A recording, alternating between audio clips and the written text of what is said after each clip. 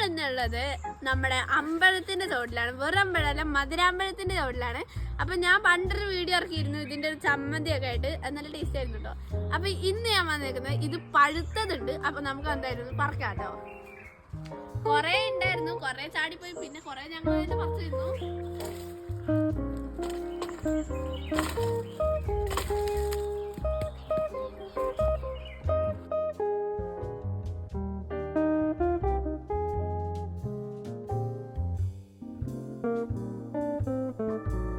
അപ്പൊ നമ്മക്ക് എന്തായാലും ഇതൊന്ന് ചെത്തി നോക്കാം കേട്ടോ. ചെത്തിയതാട്ടോ. അപ്പൊ നമുക്ക് എന്തായാലും തിന്നു